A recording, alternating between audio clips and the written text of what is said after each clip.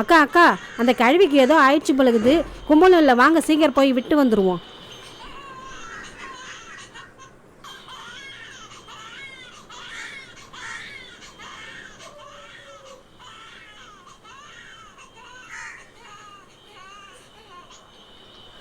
அக்கா அக்கா, இங்கே நில்லுங்க, நான் கொஞ்சம் பார்த்துட்டு வந்து சொல்கிறேன். அக்கா அக்கா, சீக்கிரம் வா வா. போ, நான் இங்கே நின்று யாரும் வராமல் பார்த்துக்கிறேன்.